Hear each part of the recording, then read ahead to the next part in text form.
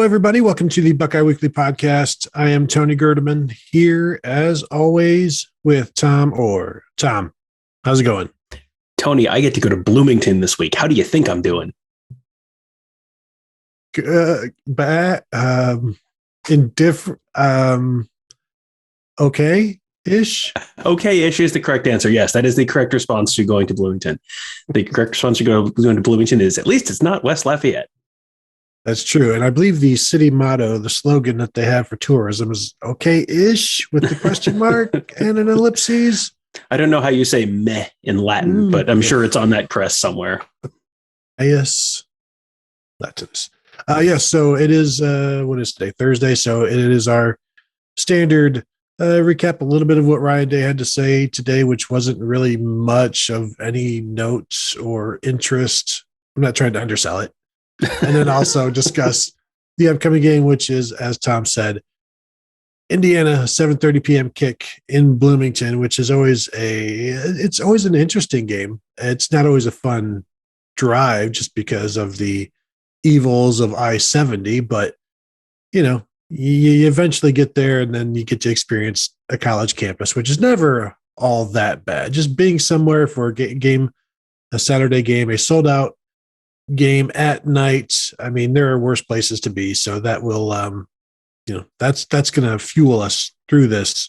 And I'm talking about it like it's just the worst thing in the world as I'm listening to myself and snap out of it. But yes, Ohio State is like a 21-point favorite in this one. Tom, is that too high?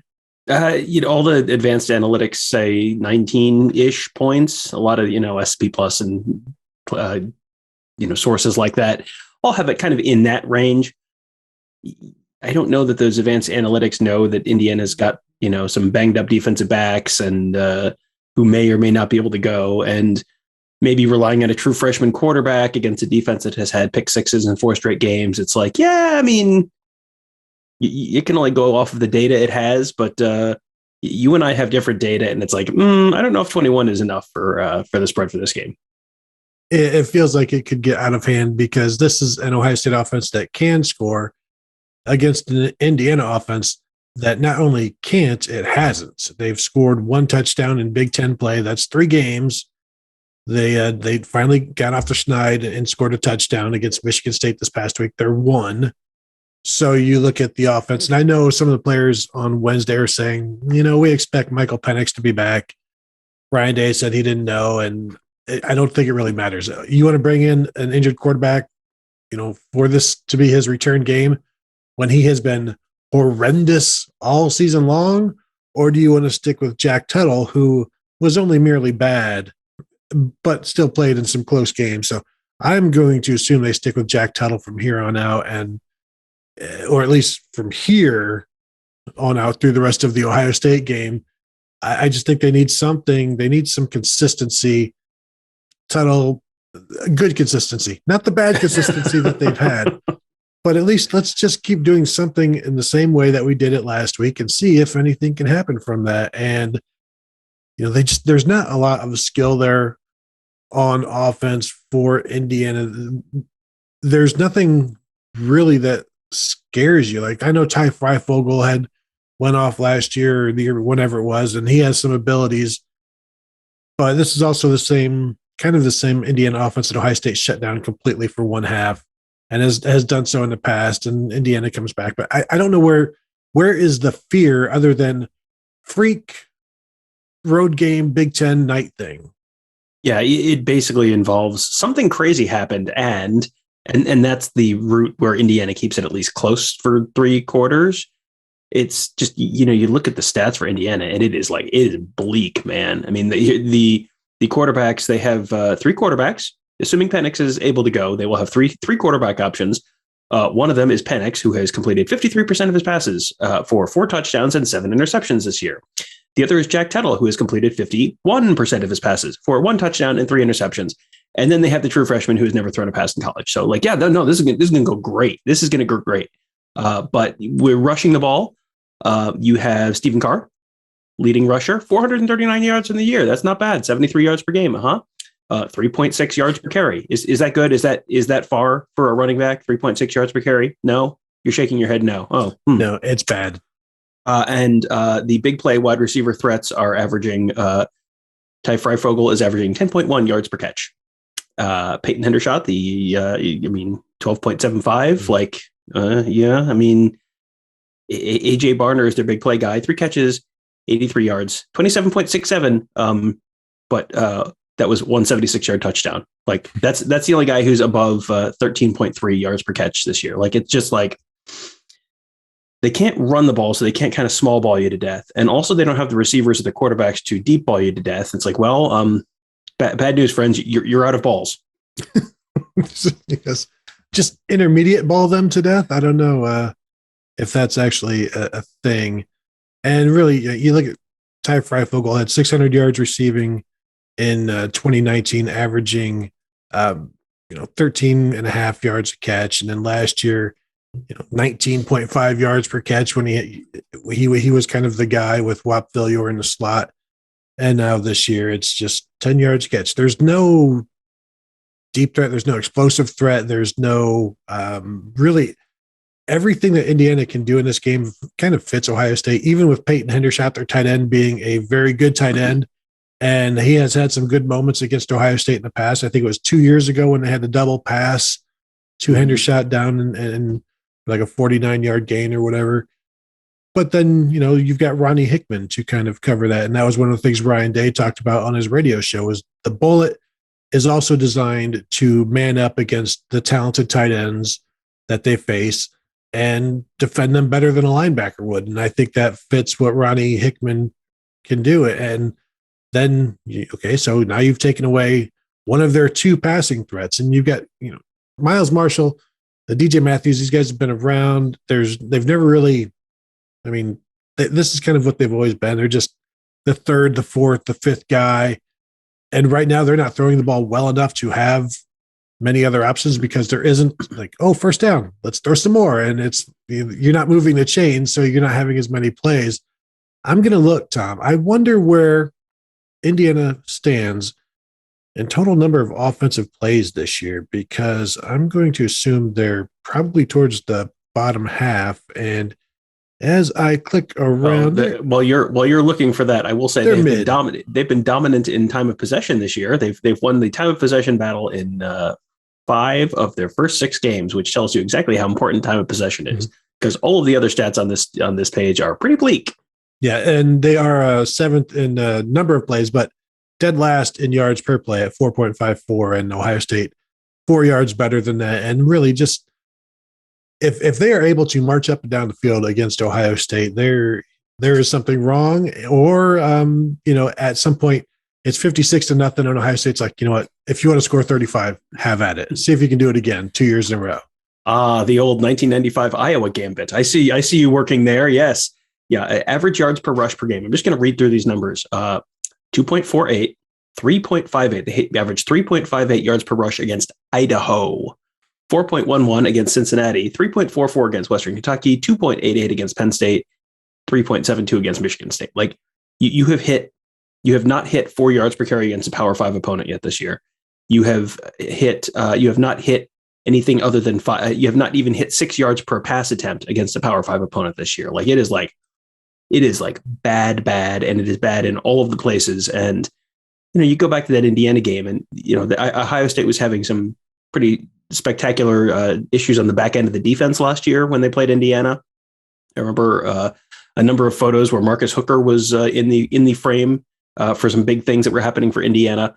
Marcus Hooker has not been in the frame a lot this year. And, the back end of that defense, they're not as easily toastable as they were at times last year, which, that's pretty significant progress this year. You're also like, I don't know how the Indiana offensive line is going to hold up against Ohio State. Like, there's a lot of questions there. It is like all questions on that side of the ball. And, Indiana's defense is better than the offense, but at some point, if the offense is constantly turning the ball over to Ohio State in midfield, like, at some point the defense just explodes. I was looking, and Indiana's like middle of the pack. They're only giving up 2 sacks per game.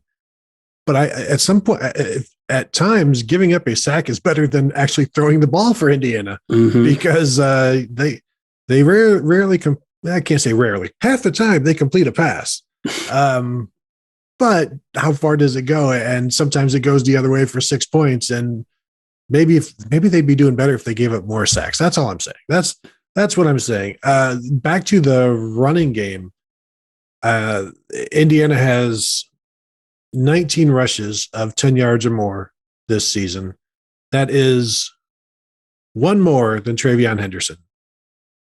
Indiana has 7 rushes of 20 yards or more, also one more than Travion Henderson. Does that mean Indiana is better than Travion Henderson? No. Indiana has 1 rush of 30 yards or more and nothing beyond 40. So basically, there's again, no big plays there. And of course, Travion Henderson has 6 rushes of 30 yards or more, which is 5 more than Indiana has. And just as a comparison, just so you know that there's not a lot there for the Indiana offense to be explosive. And I think maybe that 130-yarder came last week against Michigan State, as I was remembering watching that game. Stephen Carr or the other running back dashed left on and went a good distance. So congratulations on that one. And the passing game is not great. The offensive line is probably, this is a disappointing offensive line for what Indiana likes to do. And there's all kinds of just bad news on the offense. And I don't think I know Michael Penix probably, can I say I know something probably doesn't matter? Is that like, I don't think Michael Penix is going to change everything because they can't run the ball. He has to get into some kind of zone to be accurate. And I don't see that happening after missing some time. And Jack Tuttle is what he is. Maybe he will be inspired by seeing Chris Olave again. Tom, is that a possibility? Could that be the thing that happens for Jack Tuttle? I mean, I think it will be a thing that he sees Chris Olave. Yes. I don't know if that's going to mean anything for his play on the field. And before we transition completely off of how terrible Indiana is into a really interesting Chris Olave nugget that we heard from Ryan Day on the radio show today. Indiana has had 7 possessions enter the red zone against Big Ten opponents. Tony, would you care to hazard a guess for how many of those 7 red zone possessions against Big Ten opponents have ended in a touchdown? Well, you're saying, did one of those end in a touchdown? And I think not, because I think they had I'll say 1. No, I'm sorry. The answer is not 1. The answer is 1. So yes, you are incorrect. But yes, one. They did it once against Michigan State. That's it. It's not strictly speaking what you want. You would like to score points every once in a while.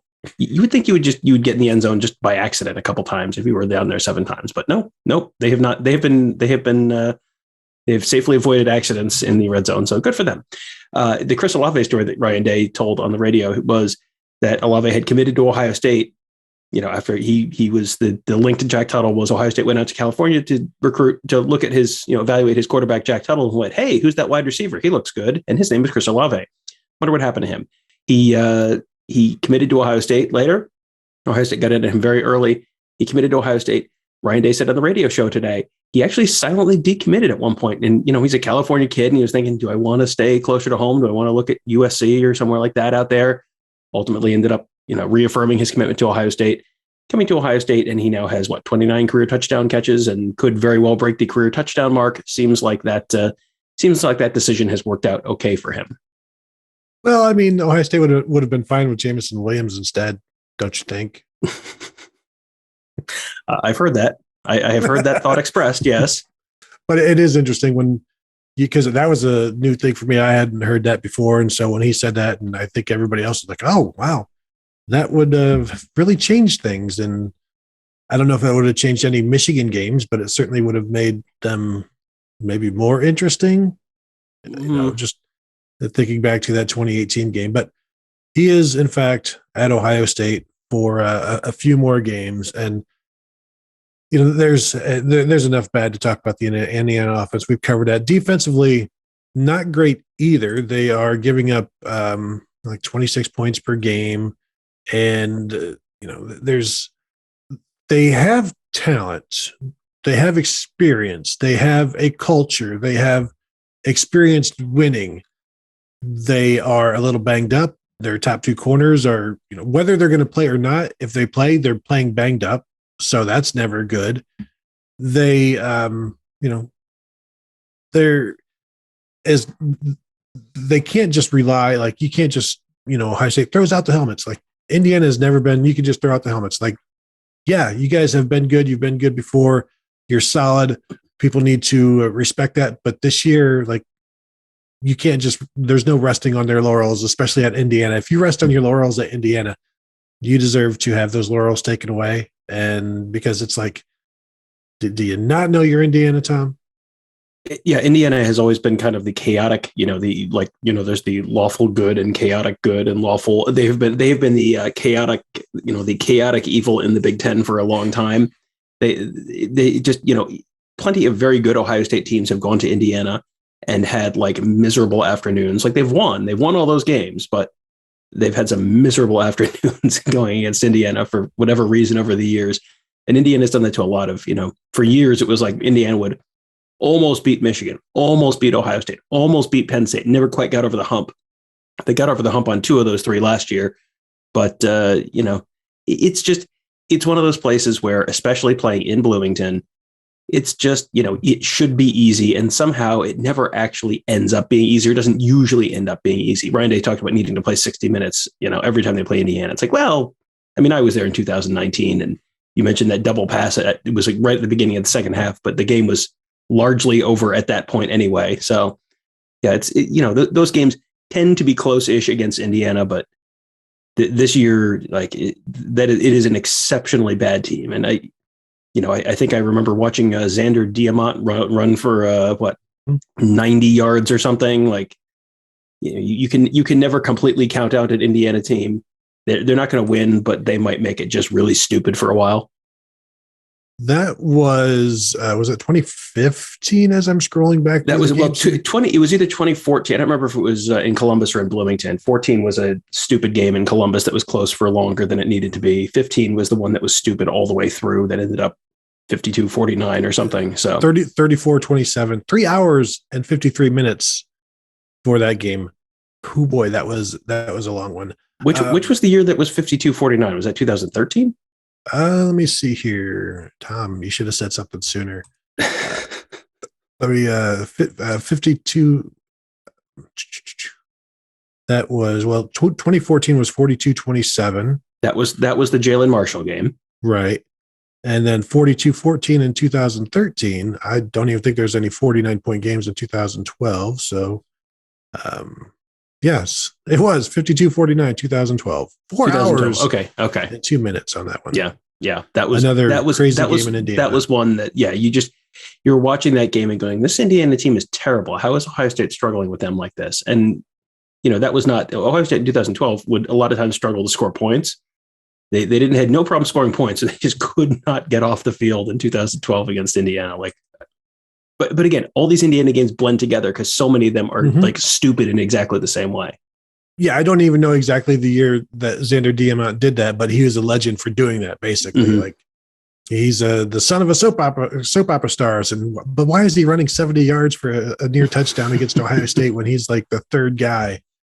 And yet he did, and why? Because that's Indiana. So Indiana allowing 5 yards per play on offense, and then I think Ohio State is going to do just fine against that. They aren't the run stoppers that they need to be. And we know that for sure because they have to execute perfectly almost, because while they do have talent, they don't have depth. They don't have as much talent as a lot of teams. So they have to and that's what they've done. They've done their system well. They execute it. They can lose defensive coordinators. It's still Tom Allen's defense. This year, they're giving up 3.9 yards per carry. Pretty good. I think that Ohio State will, do better than that. We see they held Kenneth Walker down, and he was under 100 yards. Penn State rushed for 209 yards against them. Iowa rushed for 158 yards against them. Cincinnati 118 yards. So it's not going to be easy, but I don't think Ohio State is at a place where they're like, oh, we know we're not going to be able to run. I still think they're going to be over 200 yards. You have boldly predicted them to rush for at least 220. Do you feel good about them getting to 220? I know we're supposed to be bold predicting, but do you feel good about them getting to 220 in this one? I never feel like I'm predicting something that's more than 50-50 to happen, so I don't feel particularly great about it. But, if Ohio State's off to a big enough lead, they're probably going to be leaning a lot on that run. So and they haven't given up 5 yards per carry yet. Penn State was the closest at 4.98 yards per carry. Western Kentucky, believe it or not, 4.6 yards per carry. But yeah, Michigan State 2.86. Now, Ohio State's a little more dynamic in the passing game than Michigan State is, so that probably prevents Indiana from kind of sitting on that run game as much as they probably could against the Spartans. But yeah, I think I would expect an explosive passing attack in the first half, and then Ohio State just trying to run the ball and get out of there in the second half. But I mean, maybe I'm wrong because they very clearly learned their lesson last year on not sitting on a big lead against Indiana. Like I do wonder if the way that game went last year, and not finishing the game strong last year, and some of the comments in the media that Indiana was trying to lawyer ball their way into the Big Ten championship game, like you could see this being a game where Ohio State takes it a little bit personally, but also they have Penn State the week after that, so you kind of also you don't want to get someone hurt in the fourth quarter of a game you're winning by 40 points. So yeah, I think they get up big and then try and get out of Dodge. Yeah, I was just looking back at past years. Ohio State has rushed for at least 270 yards 5 of the last 6 times against Indiana. The one time they didn't, Tom, that would be the year Dwayne Haskins was the quarterback, because they didn't really rush for 270 yards against anybody. I am with you. I think there's kind of a formula here where Ohio State just goes out and throws for 240 yards, 220 yards in the first half, and also then rushes for 100 yards or whatever. And they've got over 300 and some yards, and it looks like they're on their way again, and they pass a little bit more in the third quarter, and then just put everybody to bed with the running game, and no need to keep throwing the ball in the fourth quarter. And Stroud will have 235 yards passing at halftime and finish with like 335 or something like that, and 4 or 5 touchdowns. And we'll see if I think the thing I'm most interested to see comes down to Indiana's defense. They bring a bunch of different blitzes. How does the Ohio State offense handle that? How does Travion Henderson picking those up? I think it was Thayer Munford said on Wednesday, we'll be prepared for all of them. Doesn't matter. They can bring whatever they want. We'll stop it. We know they had issues with that last year. And then this is going to be the first time CJ Stroud has seen an Indiana defense and all of these different angles. And Ryan Day loved the way he checked down against Maryland. They had some worries. Greg Studrawa talked about that. They had worries about Maryland's defensive line because they were leading the Big Ten in sacks. So this is going to be a brand new test for CJ Stroud. Another opportunity to say, yeah, he looks the part, and we'll see how he picks up these blitzes. Because remember, Tom, last year, Justin Field opens the game with a quick strike to Garrett Wilson down the middle. I think his next throw, he tries to do the exact same thing, and it's intercepted. That was one of 3 interceptions that day when Fields looked completely out of his element, basically cost him any chance at the Heisman. And now we'll see what CJ Stroud does against a defense that is going to present him with some very different looks for his 6th career start. Yeah, one of the things we talked to Ryan Day about on that call, the lightning round call on Thursday morning, was what is the craziest blitz you've ever seen? Like, not necessarily just from Indiana, just like on film, what's the craziest blitz you've seen? And he said, you can't, you bring 4, or you bring 5 and you have 1 safety back, or you go 0 and you bring 6 guys. But that's about all you can do. You can't blitz 8 guys. Otherwise you've got, you can't do the old like EA Sports, it's goal line, I'm going to call punt block. Like that doesn't actually work in real life because there are receivers who are open.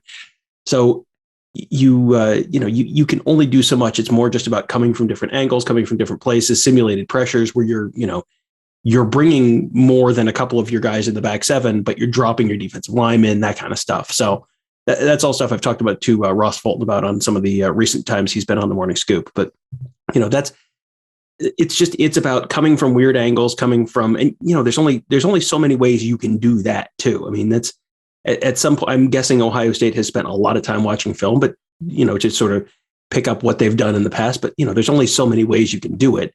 And Day said you can't, you don't want to over prepare. You don't want to over stress yourself about because then you end up overthinking stuff, and then something that something you should be able to stop, you're overthinking it, and then something weird gets home like that. So that's they're aware that Indiana is going to do some crazy stuff on defense, but they don't want to be too aware. It's like, when they were playing Washington in the Rose Bowl a couple of years ago, and we spent the whole week talking about trick plays because it was, it's Chris Peterson, he's all these trick plays.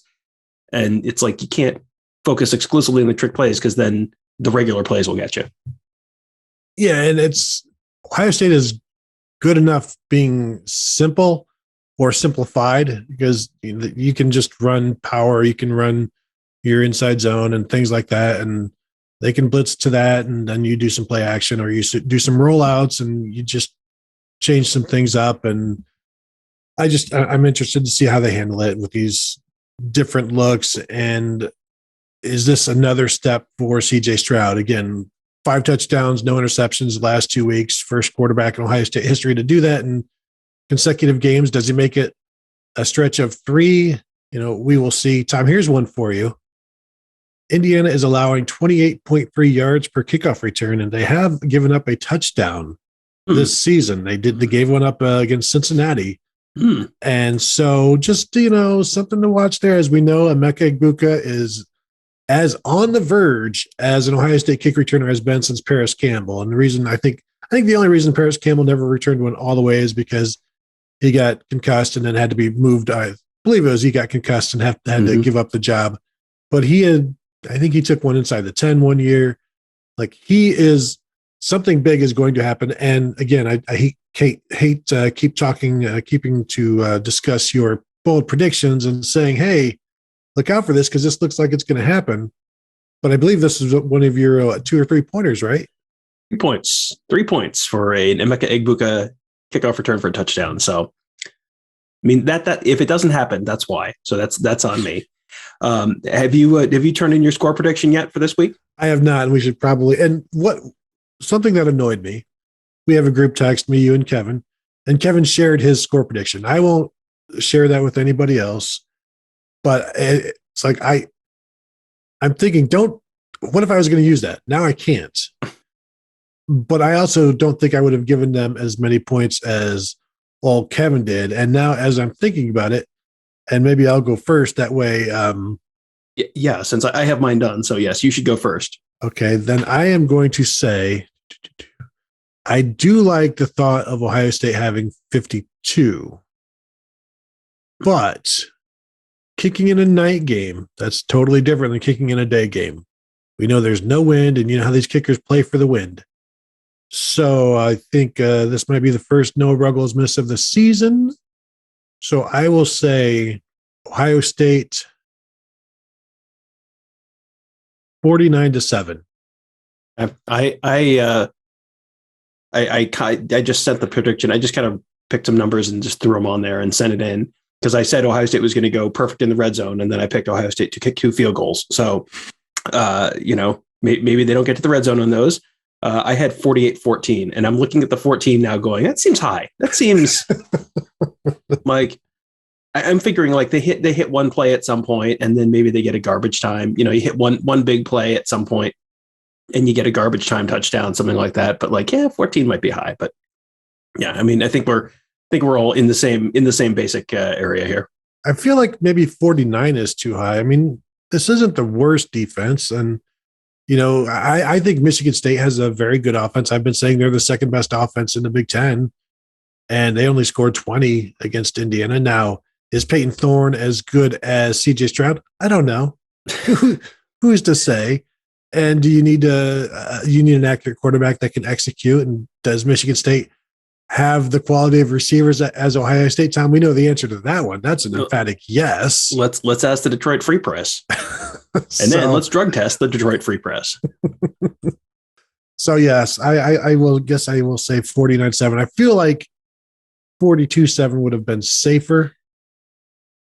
But yeah. I mean, you have 6 touchdowns and 2 field goals. Maybe I should have gone 6 touchdowns, but yeah, I pick 6. That's good. You think what's going to happen is Indiana is going to score that last touchdown.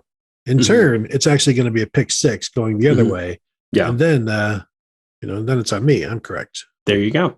Yeah. I could see, just as easily as 48-14, I could see 38-7. And this is it's a little lower scoring, but Ohio State gets off to a big lead, and then Indiana just it's one of those games where you just you could give this team 57 possessions today and they're not getting in the end zone again, like no matter what. So yeah, like 38-7 wouldn't shock me either, but I'm assuming you're going to get some turnovers. You're going to get some short fields to work with. And so therefore you're going to be able to score more than you might otherwise.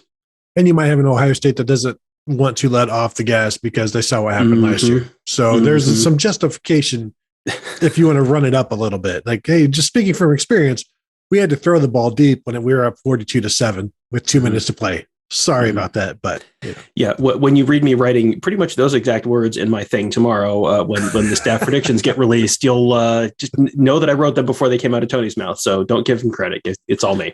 Well, which gets published first, Tom? This show that's on. This show goes up today. So, and then tomorrow, your words saying the exact same thing will be published. That's what you're telling me. Okay, that's what you're telling everyone. I'm copying off your paper. That's what you're telling everyone? Really? I think Fair point. All right. We better go. That's a very good point. So, all right. That will do it here. Hope you, thank you guys for tuning in. Hope you enjoyed the preview of an Indiana game, which may be crazy, but probably very much shouldn't. So thank you all for tuning in. As always, you can find all of our videos and podcasts and all of that good stuff at youtube.com/BuckeyeScoop. Have a great day, and we will talk to you tomorrow.